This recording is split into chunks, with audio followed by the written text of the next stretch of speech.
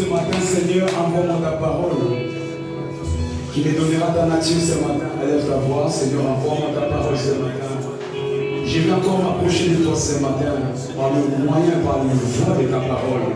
Envoie-moi ta parole ce matin. Envoie-moi ta parole ce matin. Envoie-moi ta parole ce matin. Seigneur, merci pour ta parole qui va me transformer. Merci pour ta parole qui va me donner ta nature ce matin. À toi seul soit la gloire. Dans les noms puissants de Jésus-Christ, nous avons ainsi prié. Je vais nous donner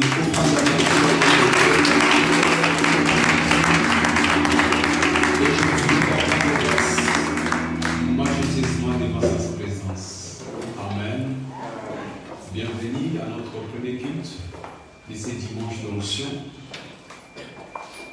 Que l'Éternel soit loué pour ta présence. Amen.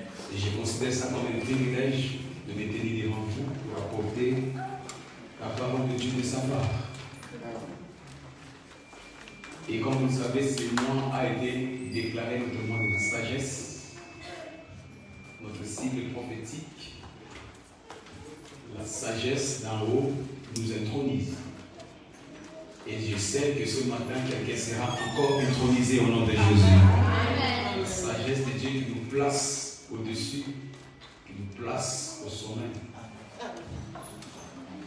Et tous les dimanches, nous partageons cette série d'enseignements. Vivre selon la réalité de la sagesse d'en haut.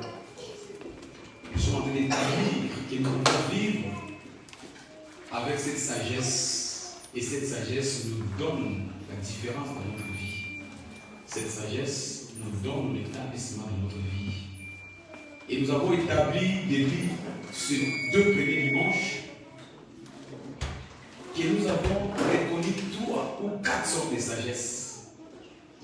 Selon la Bible, nous avons reçu 4 sortes de la sagesse. Premièrement, la sagesse terrestre, la sagesse naturelle. Comme vous le savez, nous avons dit un enfant n'a pas besoin d'aller à l'école pour apprendre à marcher. C'est la sagesse terrestre. Nous avons aussi la sagesse sensuelle ou la sagesse intellectuelle.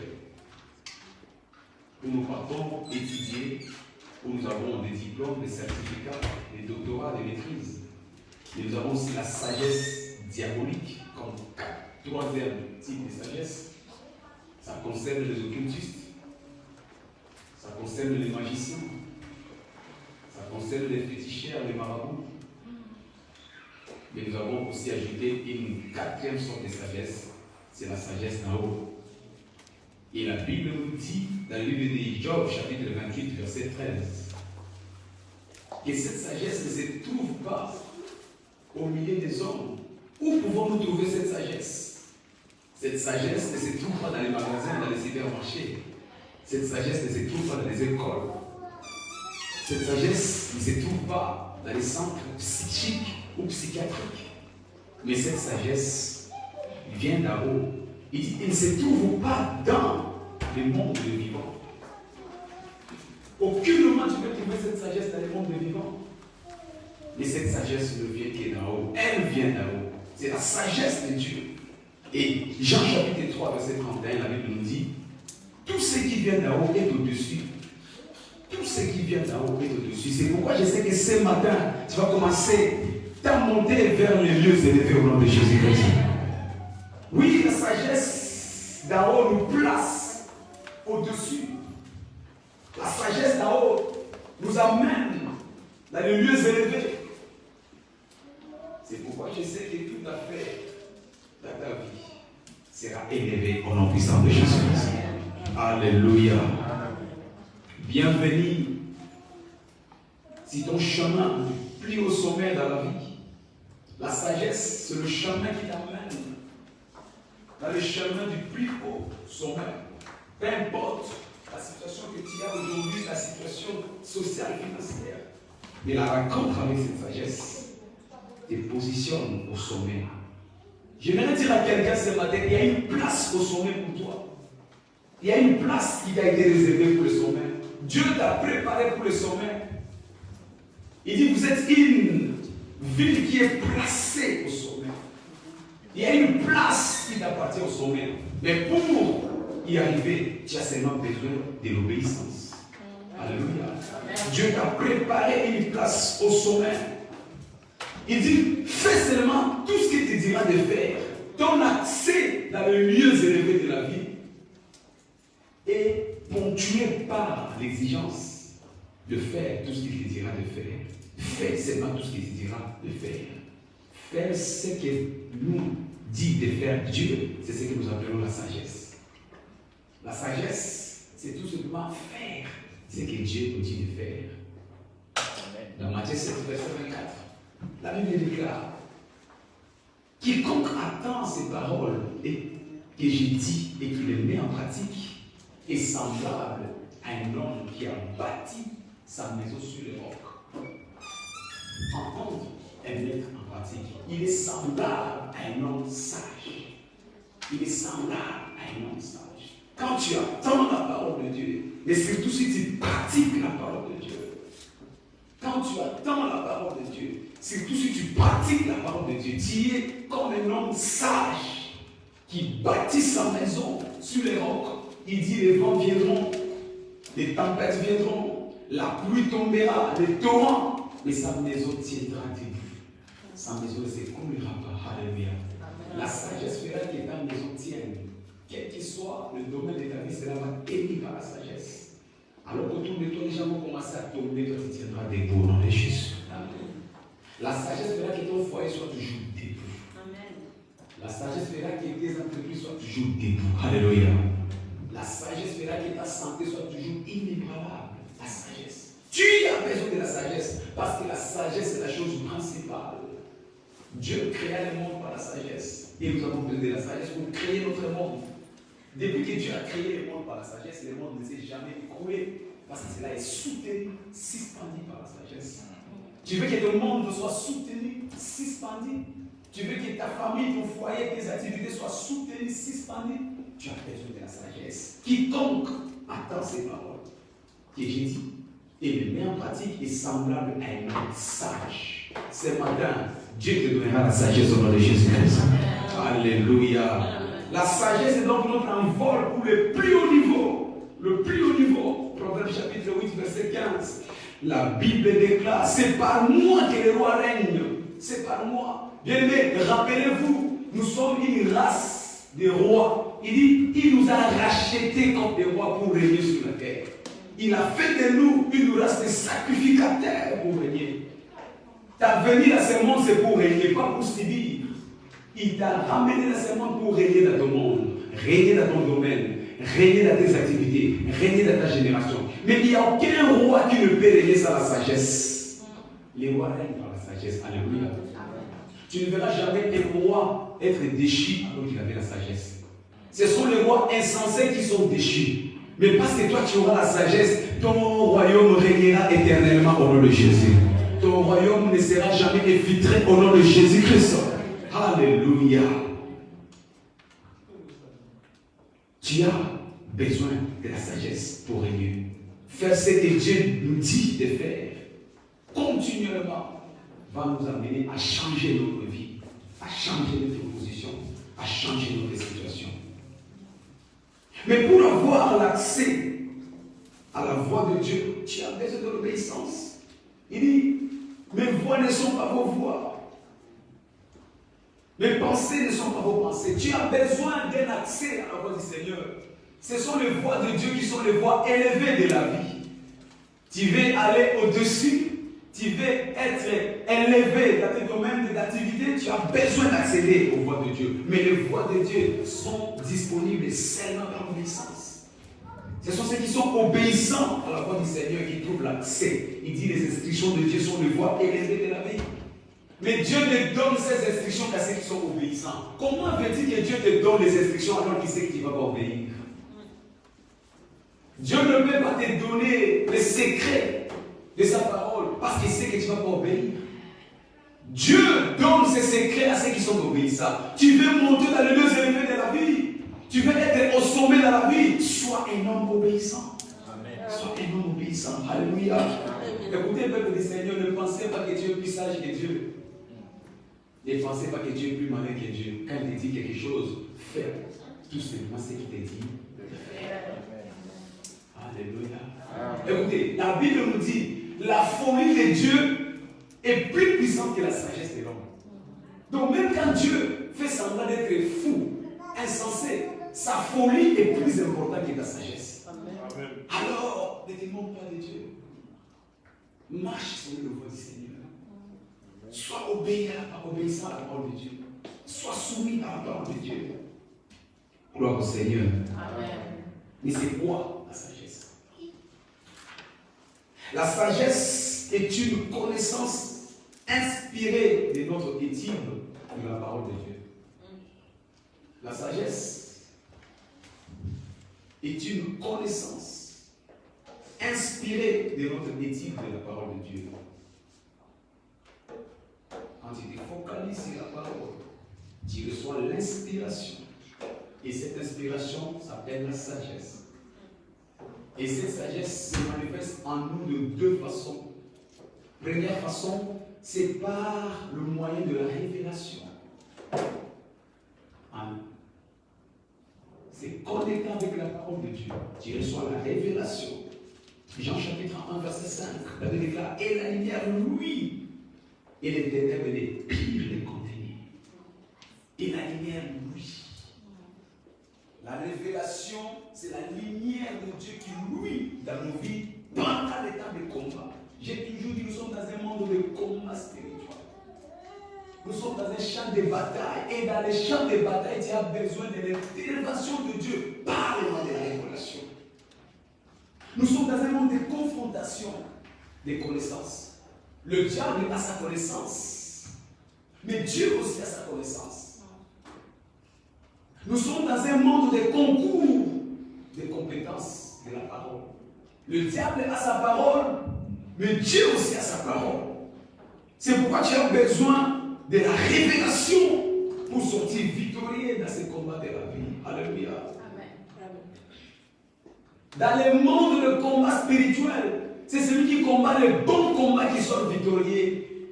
Paul dit à Timothée, son fils, combat le bon combat de la foi. Et quel est le bon combat de la foi? Cela consiste à saisir la vie éternelle, la parole de Dieu, la révélation de Dieu. Alléluia. Jésus aussi a traversé le combat spirituel. On nous dit dans le livre de Luc, chapitre 4, Jésus était dans le désert. Et le diable l'approcha dans le combat. Le diable lui dit, si tu es fils de Dieu, si tu es fils de Dieu, si tu es fils de Dieu. Les concours de la connaissance de la parole. C'est ce que le diable fait chaque jour dans la vie des enfants de Dieu. Il te rappelle, si tu es fils de Dieu, regarde ta situation. Si tu es fils de Dieu, regarde ta santé. Si tu es fils de Dieu, regarde ton ménage, regarde ton foyer. Si tu es fils de Dieu, regarde tes finances. Concours de la connaissance de la parole. Le diable te démontre par la parole que tu n'es pas habilité à être enfant de Dieu. Le diable te prouve par la parole que tu n'es pas compétent pour prétendre être enfant de Dieu. Par la parole. Alléluia.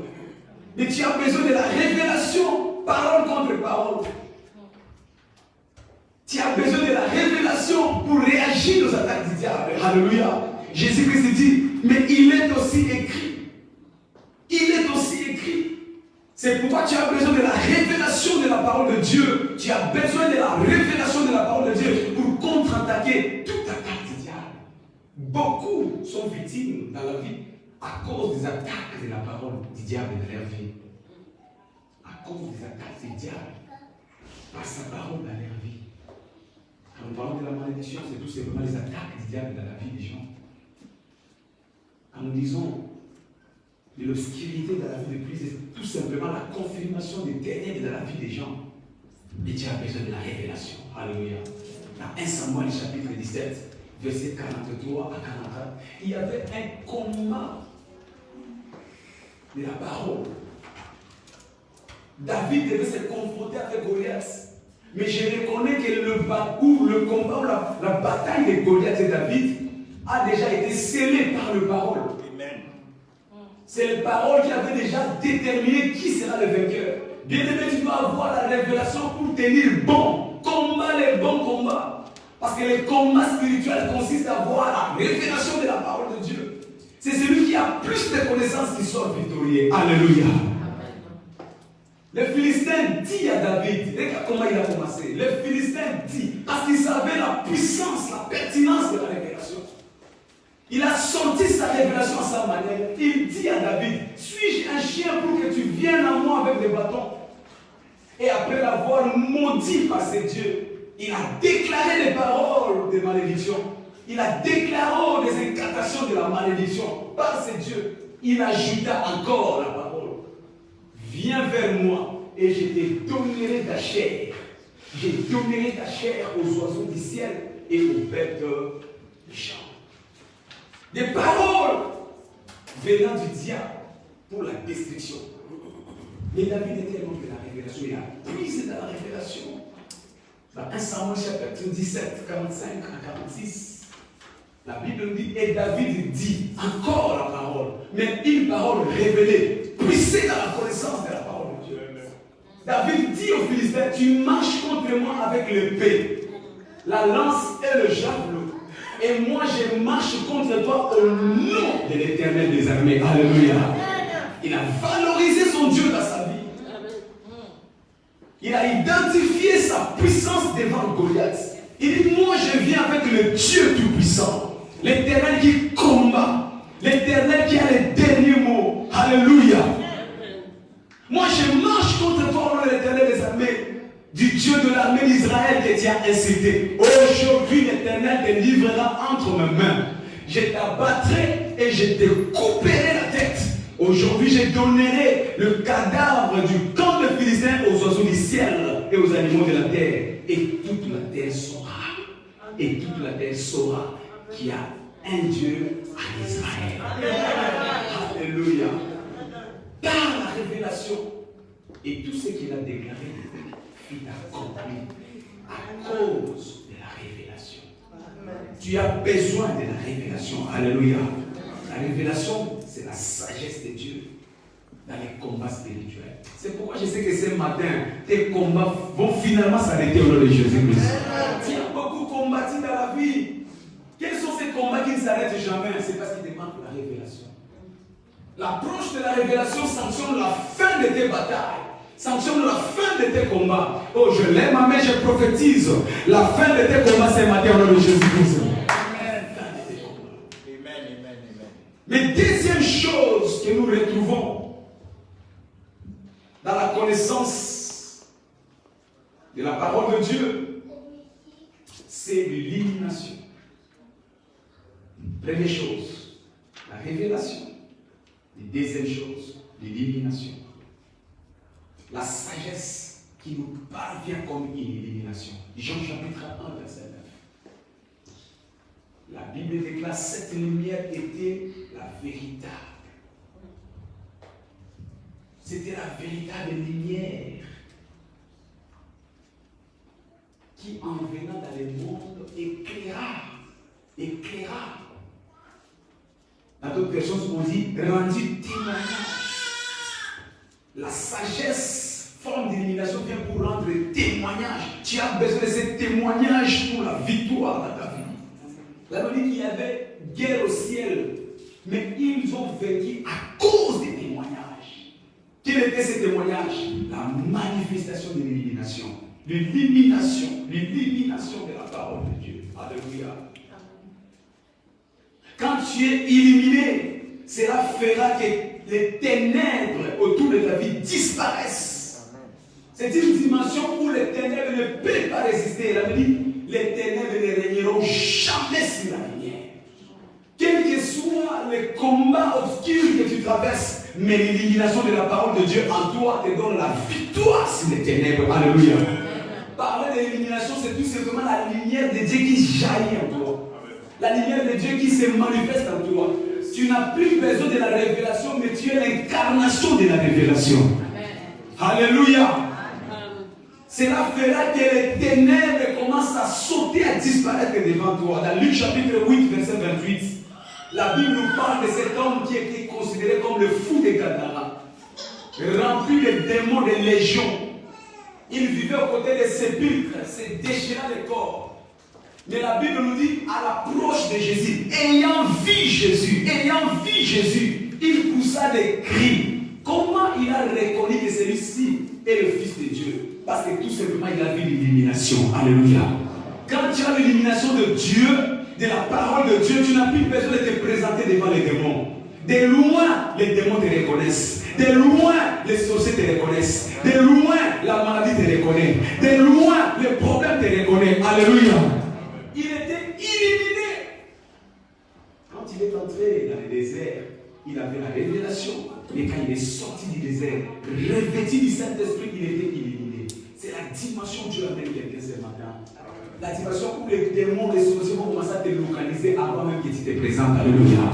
Ta lumière sera tellement forte. Ta lumière sera tellement illuminante que tu ne seras pas méconnu par le monde des ténèbres. Alléluia. Ayant vu Jésus, il poussa un cri et se jeta à ses pieds et dit d'une voix forte: qu'y a-t-il entre moi et toi? Quand tu es un homme illuminé, cela sanctionne un divorce entre toi et les ténèbres. Il n'y aura plus de relation entre toi et l'obscurité. Il n'y aura plus de relation entre toi et la maladie. Il n'y aura plus de relation entre toi et la pauvreté. Pas l'illumination. Alléluia. L'illumination te place au-dessus de toute force du ténèbre. Qu'y a-t-il entre toi et moi? Jésus, Fils de Dieu, très haut. Il dit: je t'en supplie, ne te tourmente pas. L'illumination de la parole dans ta vie fera que les démons commencent à s'agéner devant toi. Fera que la maladie commence à s'agéner devant toi. Et mais tu n'auras même plus besoin de prier. Il y a des choses qui ne nécessitent plus la prière. Parce que la puissance de l'illumination oblige des situations contraires à s'agéner devant toi. Et pourquoi viens-tu me tourmenter? Je déclare ce matin, tout ce qui tourmentait ta vie va commencer à être tourmenté au nom de Jésus. Toute situation qui tourmentait ta famille va commencer à être tourmentée au nom de Jésus. Toute situation qui tourmentait tes finances va commencer à être tourmentée au nom de Jésus. Parce que tu as l'illumination de la parole de Dieu. L'illumination de la parole te place au-dessus des forces de l'obscurité. Alléluia. Tu n'as plus besoin qu'il est écrit. Ceux qui utilisent il est écrit sont les gens qui sont dans la révélation. Mais toi, tu es au-dessus de la révélation. Tu n'as plus besoin de confesser. Écoutez, c'est comme si tu n'as plus besoin de discuter avec les mouches et les moustiques à la maison. Je n'ai jamais vu quelqu'un qui va combattre les mouches et les moustiques par la prière. Peut-être je parle à quelqu'un.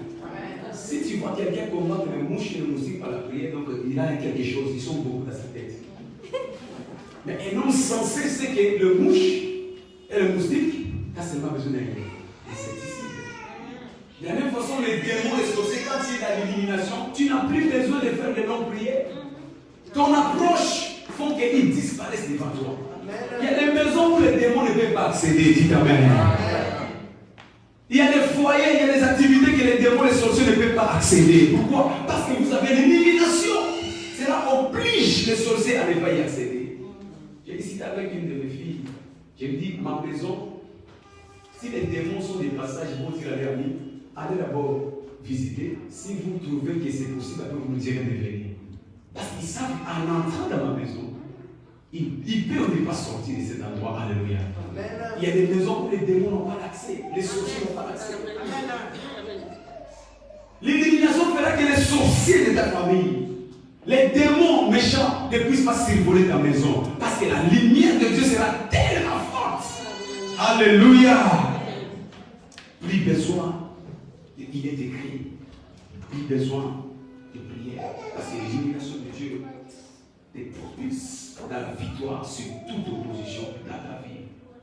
Donc, la révélation et l'illumination sont les racines de la sagesse. Tu veux la sagesse? Introduis-toi dans la révélation. Tu veux la sagesse? Introduis-toi dans l'illumination. Cela te procure la sagesse de Dieu. Alors, comment accéder à cette sagesse? Comment accéder à la sagesse de Dieu? Premièrement, par la lecture de la parole. Tu veux la sagesse de Dieu? Focalise-toi sur la lecture de la parole. Genèse chapitre 32, verset 24. Pardon, Daniel chapitre 9, verset 2. Daniel chapitre 9, verset 2. La Bible déclare, moi Daniel, j'ai appris par le livre. C'est par le livre que Daniel est devenu sage. L'homme qui avait la sagesse 10 fois que ses collègues, où il a puisé cette sagesse? Par lui. Dans Ésaïe 34, verset 16. Il dit, consulte le livre de l'Éternel et lis-le, car aucun d'eux ne fera défaut, ni l'un ni l'autre. Quand tu lis les livres de Dieu, quand tu consultes la parole de Dieu, la Bible, tu ne peux pas manquer ta sagesse. Il y a beaucoup de combats dans ta vie, de défis dans ta vie, mais lis la parole de Dieu. Tu ne manqueras pas certainement une réponse qui est affiliée ou attachée à ton problème. Moi, Daniel, j'ai appris par les livres. Et deuxième chose, comment accéder à la sagesse? C'est par la méditation fixe sur un objectif, sur un sujet. C'est par la méditation fixe. Tu veux que la sagesse de Dieu soit ton partage, soit un méditateur de la parole. C'est un sujet fixe de ta vie. La Bible dit Jacob resta seul. Genèse 32, verset 24. Il y a des moments où nous devons rester seuls dans la méditation, dans la prière, pour chercher à comprendre pourquoi ma vie est telle qu'elle est. Pourquoi ces combats me sont parvenus. Pourquoi ces dévastations me sont arrivées. Tu as besoin de rester seul. La méditation. La méditation, c'est un moment où on se retire, où on est seul devant la présence de Dieu, dans la prière, dans la réflexion. Prier avec Dieu, réfléchir avec Dieu. Cela nous révèle la sagesse. Alléluia. Jacob a observé sa vie, malgré la bénédiction qu'il a héritée de son père, mais sa vie n'était pas agréable. Il a quitté la maison de son père comme un fugitif. Il est parti dans la maison de son oncle là-bas. Il est sorti de cette maison comme un fugitif. Il s'est posé des questions. Mais qu'est-ce qui fait que ma vie soit ce qu'elle est? Qu'est-ce qui fait que ma vie soit ce qu'elle est? Alors que je suis héritier de la bénédiction. Il y a un moment où tu dois commencer à te poser des questions utiles dans la vie. Des questions fondamentales dans la vie. Qu'est-ce qui fait que ma vie soit ce qu'elle est?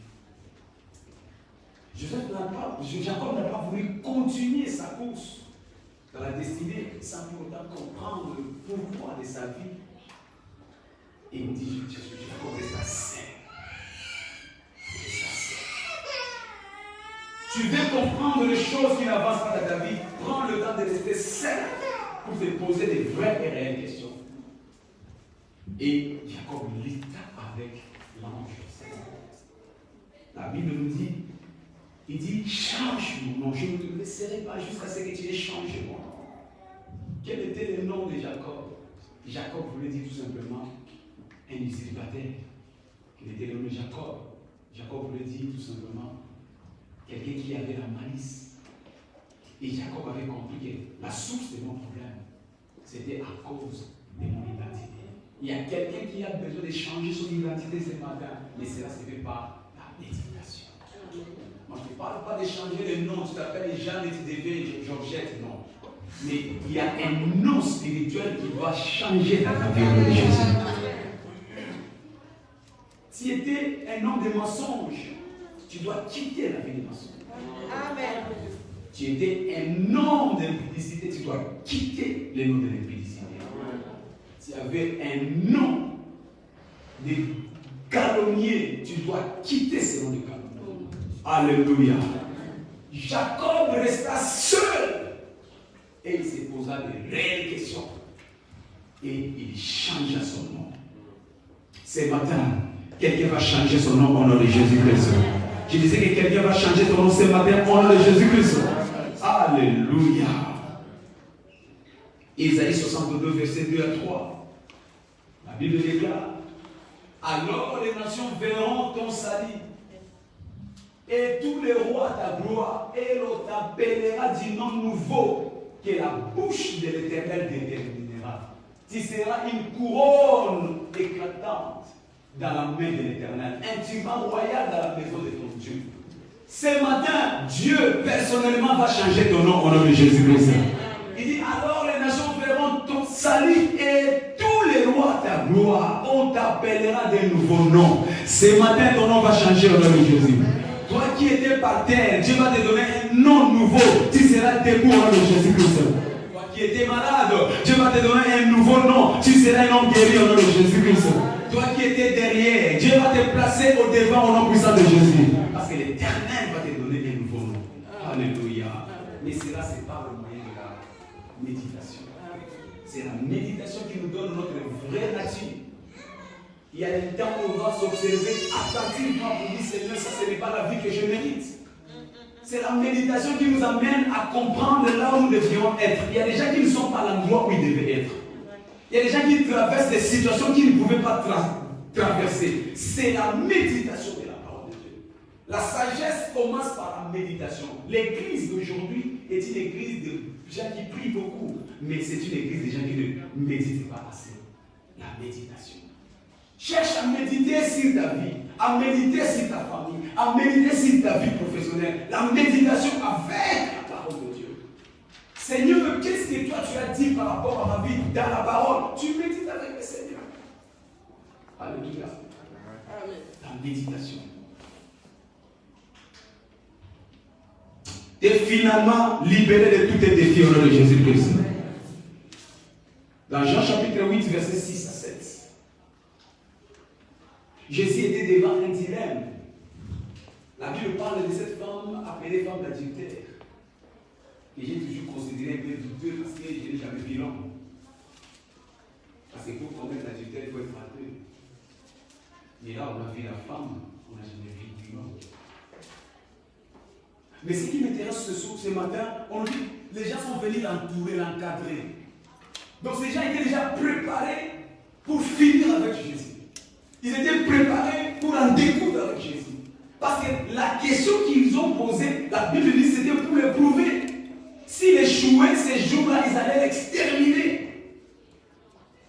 Qu'est-ce que tu dis par rapport à cette situation? Parce que la loi de Moïse stipule que si on trouve une femme sur le lit d'adultère, on doit la lapider.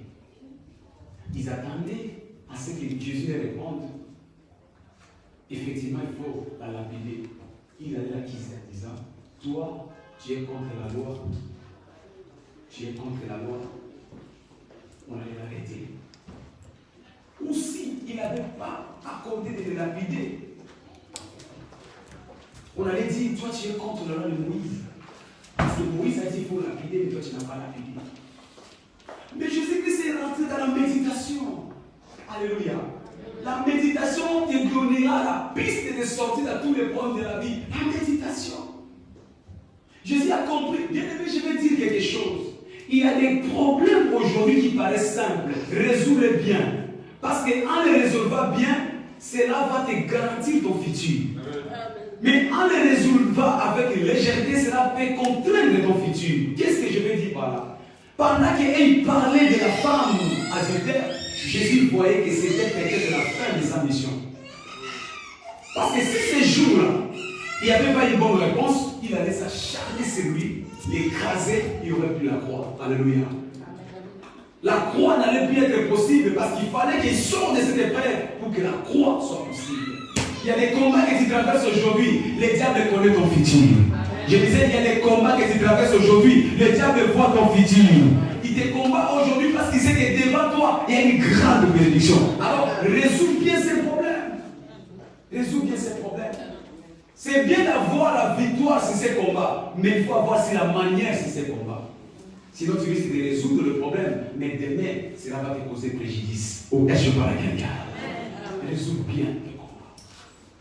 La sagesse de Dieu te donnera à résoudre bien tes problèmes sans compromettre ton futur. La sagesse de Dieu. Jésus les a regardés. Qui d'entre vous n'a jamais posé des péchés? Qu'il prenne une pierre et qu'il la jette. Ayant entendu cette réponse, ils ont commencé à reculer l'un après l'autre. Alléluia. Non seulement Jésus-Christ a résolu le problème, mais il a continué sa mission de la croix. La croix est encore possible. La sagesse de Dieu te permettra de résoudre les problèmes tout en préservant ton futur. Tout en préservant ton futur. Il y a des gens qui ont résolu les problèmes aujourd'hui, mais leur futur est compromis. Tu as résolu les problèmes d'aujourd'hui, mais demain, c'est le même problème te rencontre encore d'une autre façon. La sagesse te préserve de tout assaut du diable pour ton futur. Quelqu'un dit Amen. Alléluia. La méditation fixe sur un sujet. Une méditation, une réflexion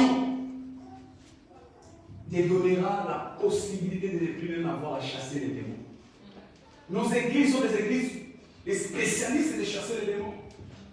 Mais la simple réflexion et la méditation peut t'épargner des bruits de chasser les démons. Il y a des démons qu'on chasse dans nos vies qui ne sont même pas. Alléluia. Il y a des démons qu'on chasse qui n'existent pas. Tu te poumons pour rien. Tu te fatigues pour rien. Il y a des démons que nous gênons qui n'existent pas. Tu peux gêner certains domaines de la vie. Tu as seulement besoin de réfléchir et de méditer. 40 jours de jeûne. Mais l'année prochaine, tu as toujours le même problème. Mes frères, tu dois réfléchir. On t'a imposé la main, le pied, le ventre, tout ce qu'on peut imposer. L'huile d'onction, mais l'année prochaine, toujours le même problème. Tu as besoin de réfléchir. La méditation et la réflexion, mais surtout en rapport avec la parole de Dieu. Alléluia.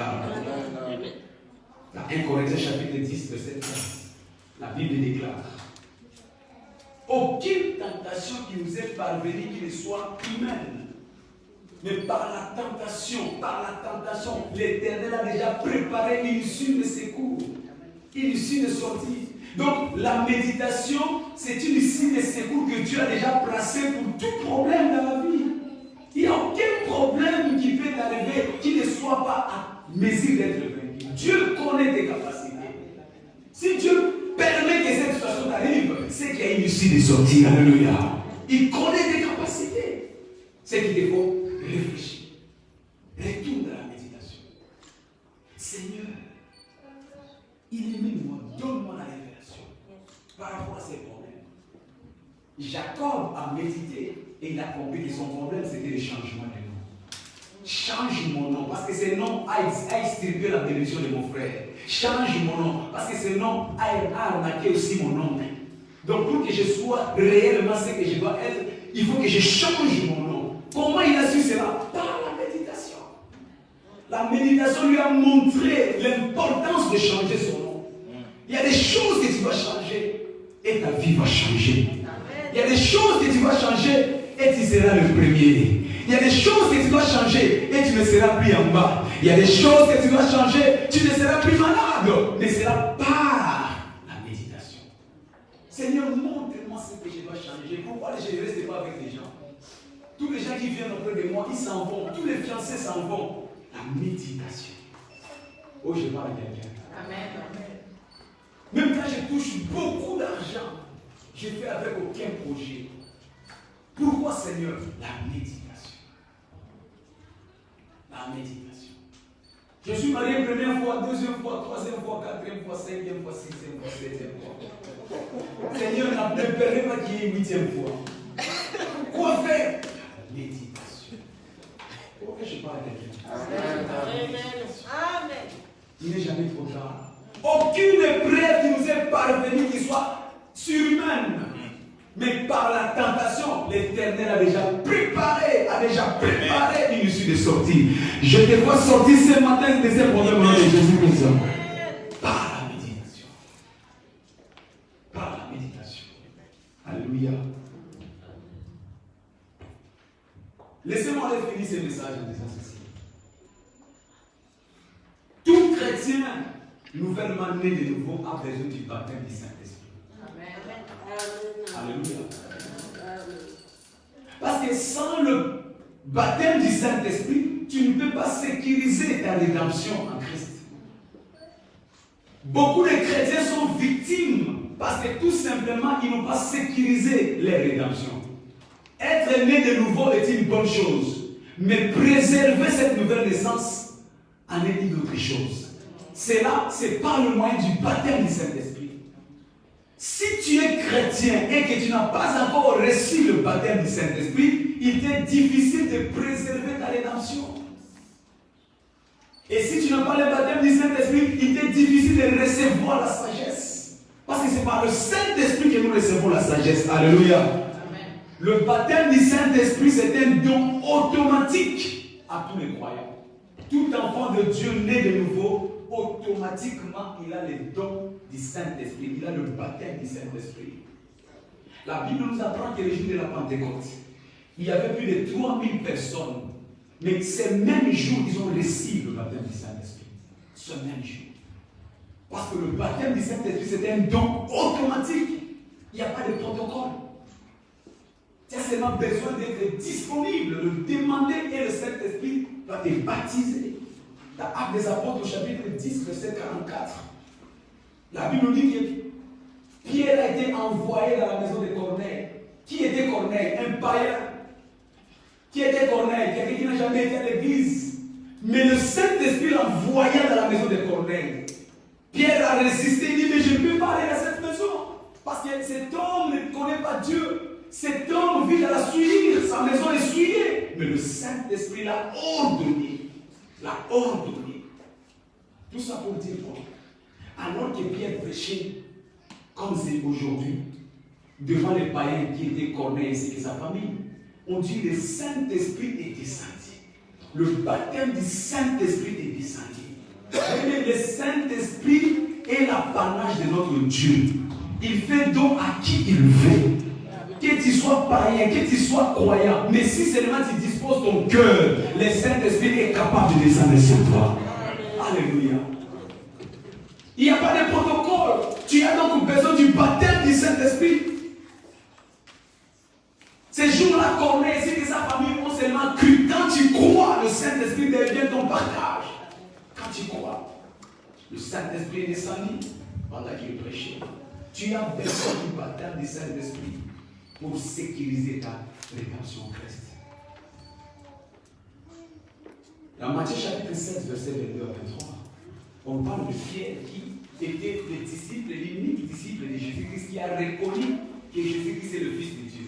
Jésus posa la question, qu'est-ce que le monde dit que je suis? Les autres commencent à se mordre le doigt. Mais Pierre s'est révélé, Seigneur, tu es le Fils de Dieu.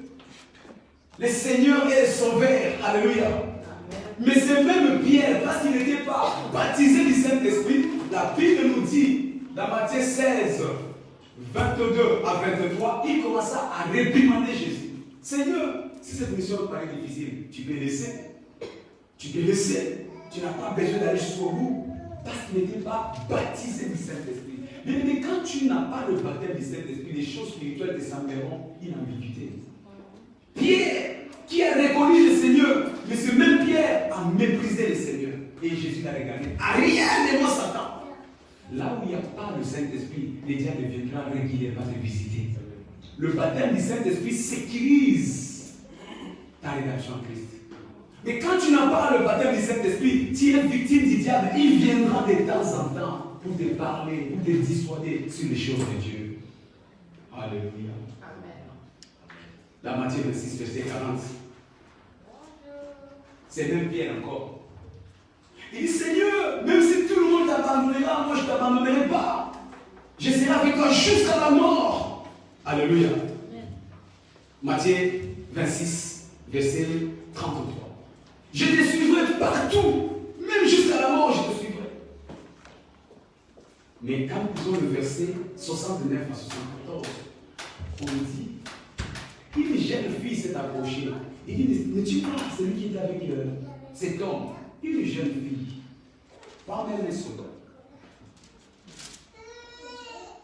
même pas armée, mais le même Pierre qui déclarait hautement que je serai avec toi jusqu'à la fin, a dit, non, tu t'es trompé, c'est tout. Quelques instants après, encore 2 heures qui est arrivée. Une fille encore. Pierre a regardé, non, tu t'es trompé, c'est pas moi. Le 3e est arrivé, un homme. Cette fois, ça fait l'autorité, mais c'est toi, je te reconnais. Pierre a géré. Il dit, non, je gire. Je gire, c'était pas moi. Je gire, je te gire, wallahi. Alléluia. Pourquoi? Parce qu'il n'avait pas sécurisé sa rédemption par le baptême du Saint-Esprit. Quand tu n'as pas le baptême du Saint-Esprit, tu vas nier Christ facilement. Devant les défis, devant les problèmes, devant la maladie, devant les épreuves, tu vas nier Christ facilement. Non, non, non, mais c'est vous tromper, c'est pas moi. Regarde, moi j'ai des barres, lui n'avait pas des barres.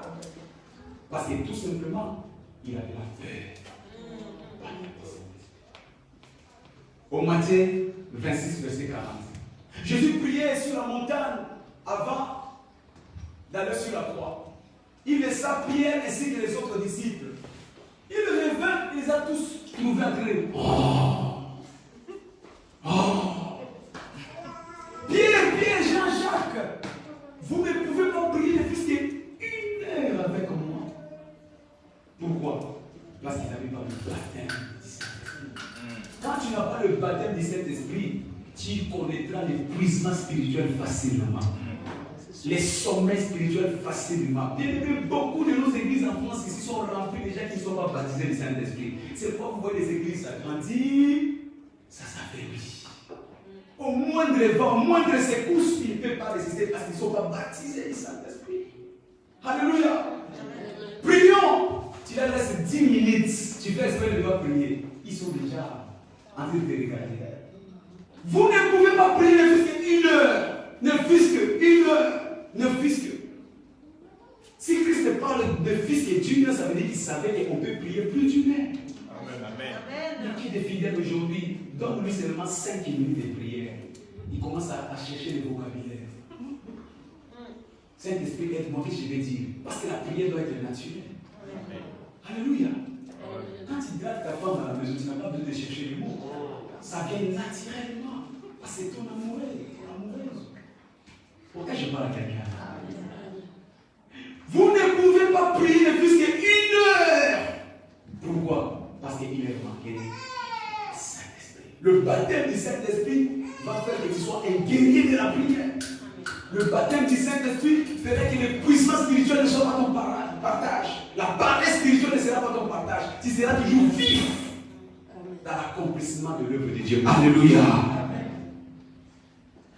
Mais ce même Pierre qui ne peut pas prier une heure, c'est même Pierre qui a renié le Seigneur Jésus-Christ. C'est même Pierre qui est venu confondre le Seigneur en disant tu peux laisser cette mission. Quand il a reçu le baptême du Saint-Esprit, il a été transformé. Lorsque le baptême du Saint-Esprit est descendu sur lui, un nouveau Pierre apparaît. Je déclare ce matin, un nouveau toi va apparaître au nom de Jésus-Christ. Alléluia. Alors, quelles sont les conséquences du baptême du Saint-Esprit avant de prier? Première chose, le baptême du Saint-Esprit chasse la peur. Où il y avait la peur, tu n'auras plus peur. Tant qu'ils n'étaient pas baptisés, la Bible dit qu'ils se cachaient dans une chambre haute. Ils se cachaient, des messieurs avec des barbes. Mais ils se cachaient parce qu'ils avaient peur d'assumer leur identité. Ils avaient peur de l'opposition. Oh, je déclare ce matin, alors que le baptême du Saint-Esprit va descendre sur toi, tout ce qui te faisait peur va avoir peur de toi, au nom de Jésus-Christ. Le baptême du Saint-Esprit bannit la peur. Tu n'auras plus peur de la maladie, tu n'auras plus peur de la mort, tu n'auras plus peur des oppositions, tu n'auras plus peur des défis, parce que tu sais qui tu es. Pierre a su son identité par le baptême du Saint-Esprit. Alléluia. Deuxième chose, quelles sont les conséquences du baptême du Saint-Esprit? Le baptême du Saint-Esprit produit l'audace. L'audace. C'est même Pierre qui a renié Christ devant une femme. Mais il est sorti comme un fou. Oui, c'est Jésus-Christ le Seigneur que vous avez crucifié, qui est mort, qui est ressuscité. Le troisième jour, c'est celui que je prêche. L'audace spirituelle. Il n'a plus considéré les pharisiens, les sadducéens. Il les a méprisés. Il dit, advienne que pourra. Quand tu es baptisé du Saint-Esprit, l'audace spirituelle devient ton partage. Alléluia. Oh, je te vois être audacieux dans ce monde au nom de Jésus. Tu vas tenir devant les démons, devant les sorciers au nom puissant de Jésus. Même ton oncle de la famille, là, il va prendre les nouvelles au nom de Jésus. Qu'il en soit ainsi. Parce que le baptême du Saint-Esprit te donne l'audace spirituelle. Alléluia. Il dit, tu viens auprès de moi avec des lances, des flèches, des javelots. Mais moi, que tu vois petit, je sais qui est avec moi. Le Dieu que je sais est puissant. L'Éternel qui est avec moi est capable de te faire tomber. Et Goliath était tombé par terre. Ce matin, je déclare, tous les Goliaths de ta vie vont tomber par terre au nom de Jésus. À cause de l'audace spirituelle. Et la troisième chose, comme conséquence du baptême du Saint-Esprit, c'est la brise des limites de la compréhension. Quand tu n'as pas le baptême du Saint-Esprit, ta compréhension est limitée. Il y a certaines choses qui vont t'échapper. Mais la Bible dit, je vous enverrai le Saint-Esprit. Quand il sera venu, il vous enseignera certaines choses. Il y a des choses que je dois vous apprendre aujourd'hui, mais vous n'allez pas les comprendre. Laissez-moi partir, en fait, et je vous envoie celui qui vous enseignera toutes choses. Les choses qui te dépassent aujourd'hui, après le baptême du Saint-Esprit ce matin, cela ne va plus te dépasser au nom de Jésus-Christ. Tu auras la connaissance sur toutes les sphères de ta vie.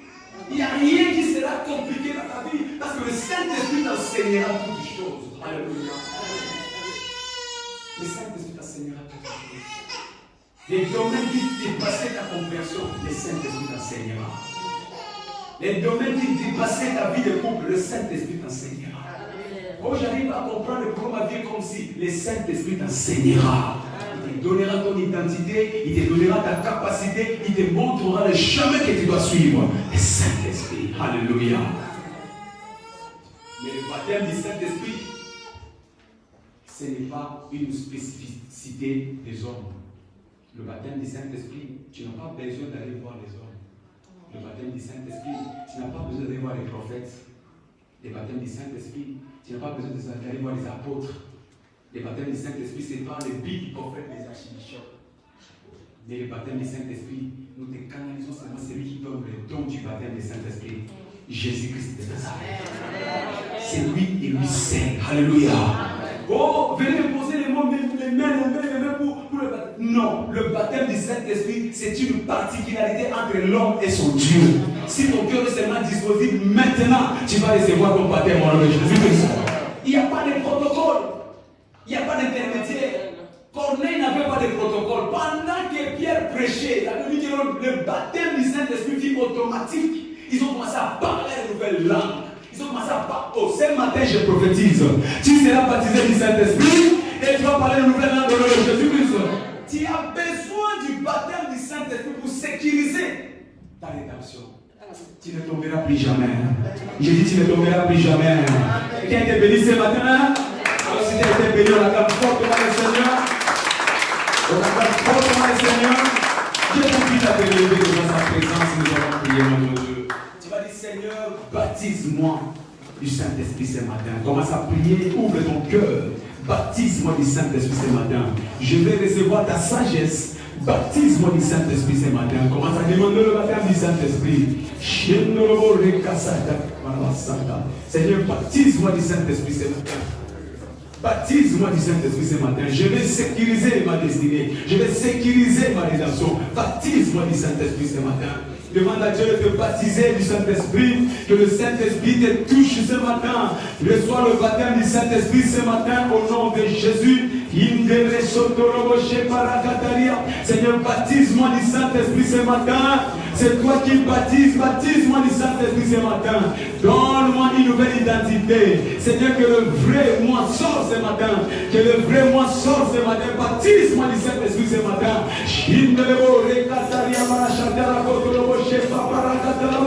Baptise-moi du Saint-Esprit ce matin.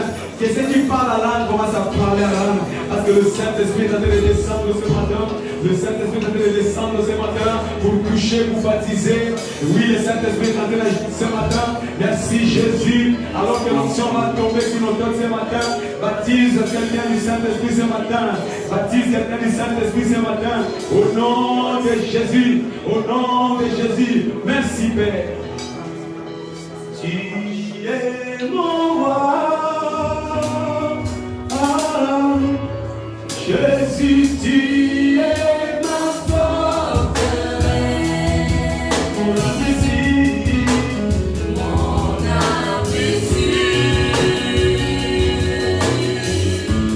ma raison de ma vie.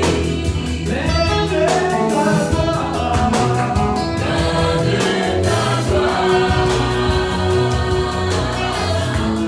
Je suis comble de tes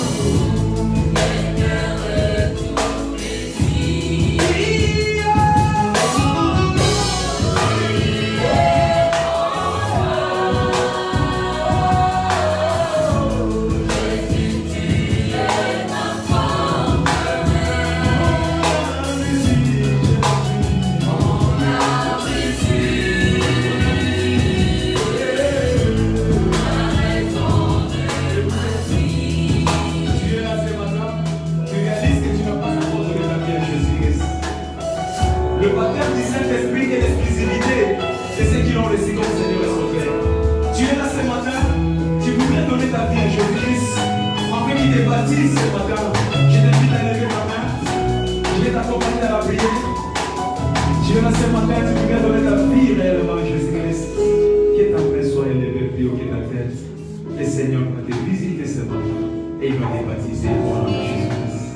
Alléluia. Merci Jésus. Je vais pour la grande porte de Valérie.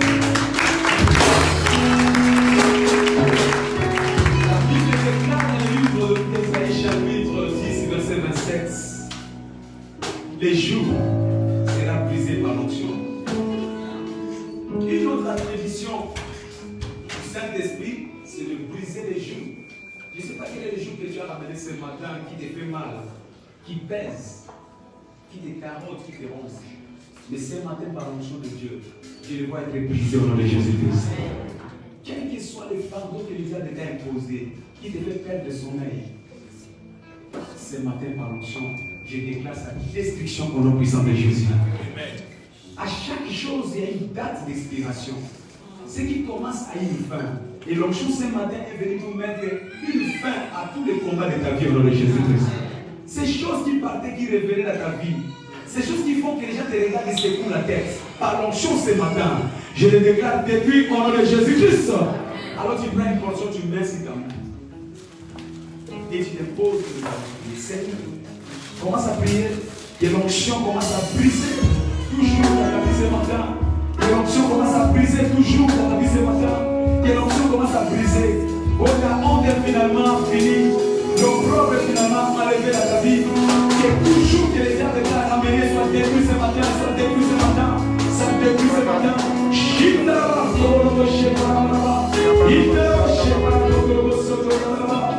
Je déclare une cérémonie d'extermination pour toute approche du diable dans ta vie. Je déclare une fin de non-recevoir de toute réclamation du diable sur ta vie. Je déclare la fin de cette mission satanique dans ta vie ce matin par l'onction. Que l'onction repousse toute forme d'opposition, d'affliction, la pression du diable dans ta vie ce matin. Que l'onction le repousse ce matin. Que l'onction le repousse ce matin. Au nom puissant de Jésus-Christ. Tu as mal. Tu prends là où tu as mal. Tu touches par l'onction ce matin. Touche là où tu as mal. L'onction de Dieu. L'onction de la restauration. L'onction de la destruction des hôtels. On va commencer à détruire maintenant les hôtels sataniques que les gens veulent ériger dans ta vie. Reçois ta liberté ce matin. Reçois ta délivrance ce matin. Je déclare que toute puissance du ténèbre soit reculée au nom puissant de Jésus. La lumière, lui, et les ténèbres et le pire les contenir. Que l'onction ce matin chasse tout ténèbre dans ta vie au nom de Jésus-Christ. Qu'il en soit ainsi. Reçois ton miracle. Reçois ta guérison. Reçois ton toucher. Reçois ton toucher. Reçois ton toucher. Dieu change ton nom ce matin. Jésus-Christ change ton histoire ce matin. Jésus-Christ change ta souffrance ce matin. Que toute douleur dans ta vie disparaisse maintenant. Au nom puissant de Jésus-Christ. Qu'il en soit ainsi. C'est accompli. Au nom de Jésus, on acclame fort de